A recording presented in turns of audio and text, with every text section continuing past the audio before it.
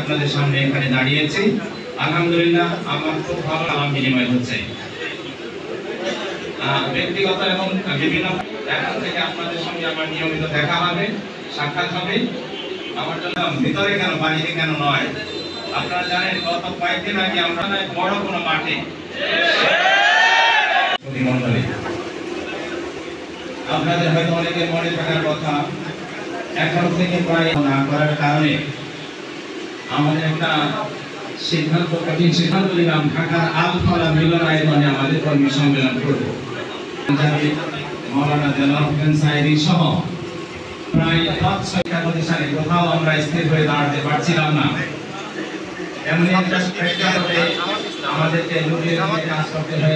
সংগ্রামী আমির জননেতা মৌলানা দেলোয়ার হোসেন, বিশেষ অতিথি জেলার সম্মানিত নায়েব আমির অধ্যক্ষ শাহিনুল ইসলাম সাহেবের মনোনয়ন।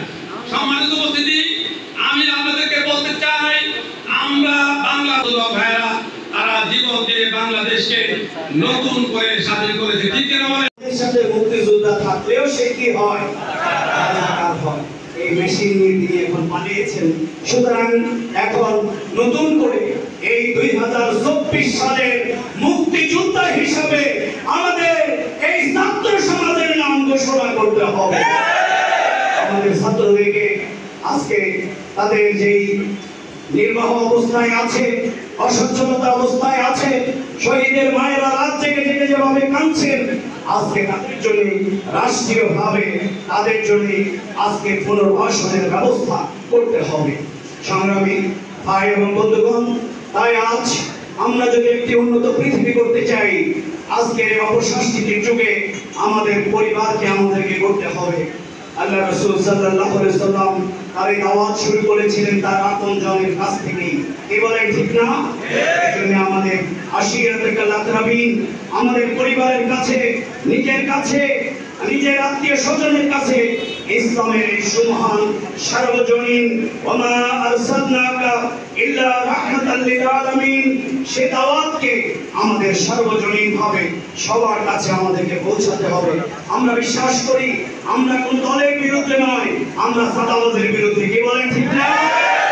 এই জন্য আমরা মনে করি বাংলাদেশে আমাদের এই স্বাধীনতা পরবর্তী বাংলাদেশ আর কোন মানুষ চাঁদাবাজির শিকার হোক, এটি অন্তত প্রশাসন বরদাস্ত করলেও জামাত ইসলামী বরদাস্ত করবে।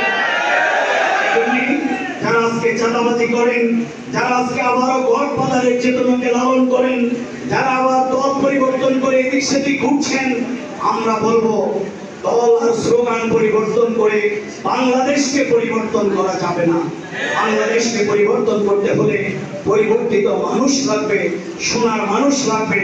আর সেই সোনার মানুষ কেবলমাত্র ছাত্র সমাজের যে স্লোগান উই ওয়ান্ট জাস্টিস, আমরা ইনসাফ চাই, আমরা ন্যায় বিচার চাই, আর প্রতিটি শুক্রবারে জুমার নামাজের খুতবায় ইমাম সাহেব আমাদেরকে বলতেন ইন্নাল্লাহা ইয়া'মুরু বিল আদলি ওয়াল ইহসান।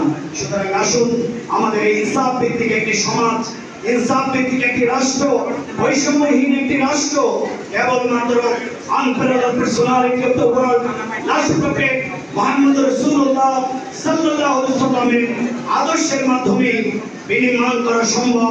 কোরআনের মাধ্যমে সেই বৈষম্যহীন একটি সমাজ গড়ে তোলা সম্ভব। তাই সেই আদর্শকে ধারণ করে দল মত ধর্ম বর্ণ নির্বিশেষে এই ইসলাম সবার জন্য কল্যাণকর সেটিকে মানুষের সামনে উপস্থাপন করার জিম্মাদারি আজ আমাদেরকে গ্রহণ করতে হবে। আমি আবারও আজকের এই কর্মী সম্মেলনে যারা আমাদেরকে দাওয়াত দিয়েছেন, কথা বলার সুযোগ করে দিয়েছেন, তাদেরকে আন্তরিক ধন্যবাদ জানাচ্ছি।